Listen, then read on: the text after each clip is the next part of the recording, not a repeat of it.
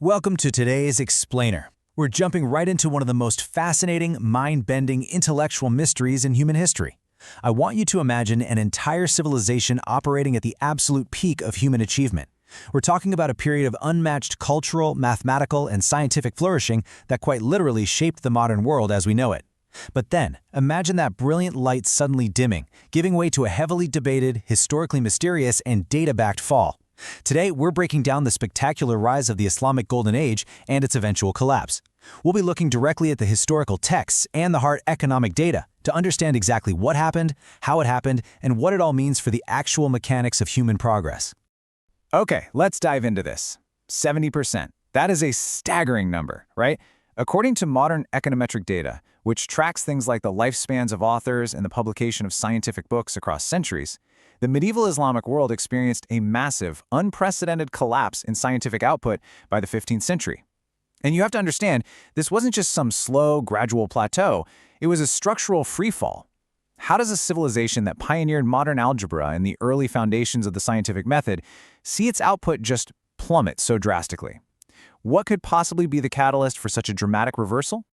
To solve this mystery, here's our roadmap. First, we'll look at the House of Wisdom.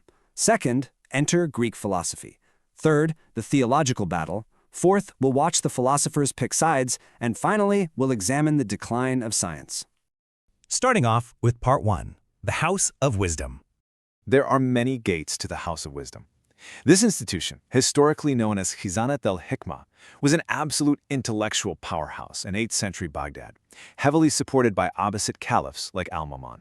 Now, to truly appreciate this, you have to understand why it was so revolutionary. We're talking about an era of fractured empires and regional isolation. So the very idea of intentionally gathering all the knowledge of the known world under one single roof, that was a radically ambitious undertaking. It functioned as a massive library, an academy, and a translation center. It essentially treated knowledge as the ultimate currency.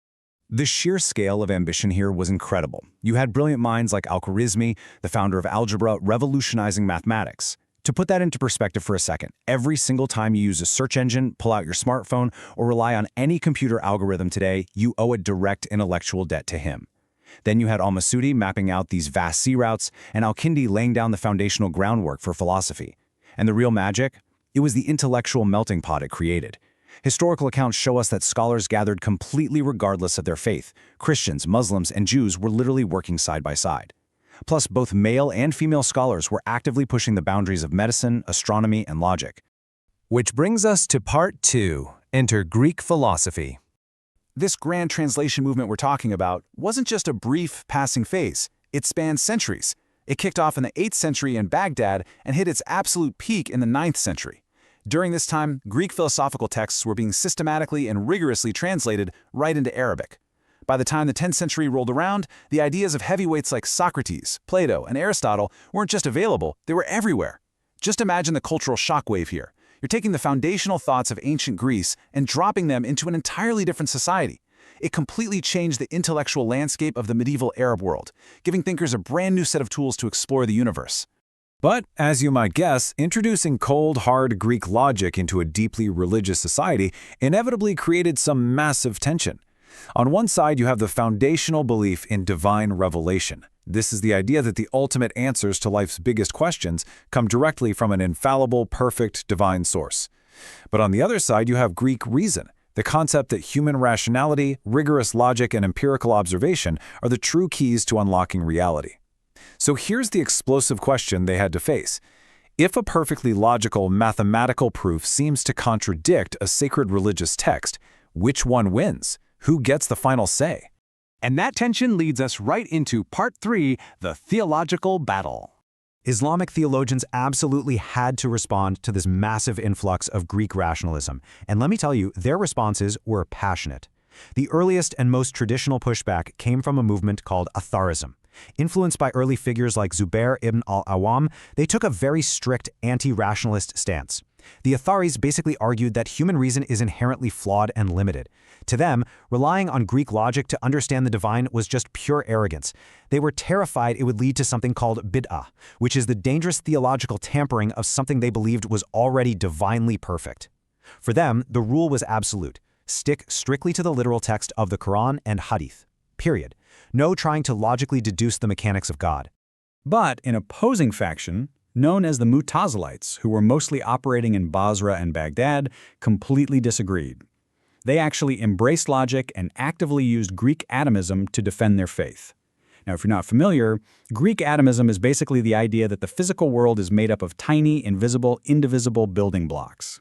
The Mu'tazilites believed that God constantly manipulated these fundamental physical particles.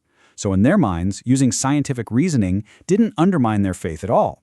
It actually proved God's majesty. They saw reason as a divine gift. As you can imagine, this caused a profound ideological clash with the strict literalists, who saw this speculative theology as straight-up heresy.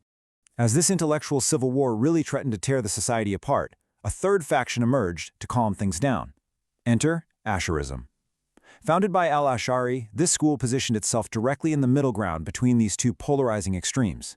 They said, okay, reason definitely has a place in exploring the natural world, but they strictly emphasized that reason must always, ultimately, bow down to revelation. This right here is a crucial turning point. As Asherism slowly became the dominant paradigm holding the society together, it effectively sealed the fate of the pure rationalists, putting a hard boundary on exactly how far philosophical inquiry was allowed to go. Moving to Part 4, Philosophers Pick Sides. Now, what's really interesting about this slide is how modern historical research proves this encounter with Greek philosophy wasn't just some fringe academic squabble happening in the background. Oh no, it was the central existential crisis of the era. It definitively shaped medieval Islamic thought. The absolute greatest minds of the time, the doctors, the polymaths, the scientists, were essentially backed into a corner. They were forced to choose an intellectual path that would define their entire civilization. These brilliant thinkers generally fell into three major camps. First, you have Abu Bakr al-Razi. He firmly subordinated religion to reason, controversially arguing that philosophy was just inherently superior. On the total opposite end of the spectrum, you have Al-Ghazali. He is a towering historical figure, and his work, especially The Incoherence of the Philosophers, dealt a devastating blow to pure philosophical inquiry. He argued fiercely that theology has to govern philosophy, and that unchecked, secular reason inevitably leads you straight to heresy. And then, caught in the middle, you have thinkers like Al-Farabi. He argued for reconciliation, desperately trying to prove that faith and reason could harmoniously coexist. But over time, Al-Ghazali's deeply persuasive arguments for theology really began to win the day. Let's move to and see how this builds into Part 5, the decline of science. The hard economic data tracking the lifetimes of medieval authors and their published scientific books tells a really sobering story. We see this massive, unprecedented flourishing period between the years 800 and 1000. But then, when we look toward the period between 1400 and 1500, we see a stark, undeniable drop-off. And again, this isn't just a slight dip in productivity. It's a structural collapse in the output of mathematics, medicine, and the broader sciences. This data essentially acts as a proxy for economic and intellectual activity, and it shows a vibrant civilization dramatically shifting its focus entirely away from the empirical sciences. So, the crucial point is that by the year 1400, scientific output had plummeted to roughly 30% of what it was during the peak of the Golden Era. Now, while the exact causes of this decline definitely involve a complex mix of economics and politics, the historical timeline is incredibly revealing. As the theological battles were won by those who subordinated philosophy, meaning as strict literalism and Al-Ghazali's doctrines really took root, the grand, open-ended scientific ambitions of the House of Wisdom simply faded into history.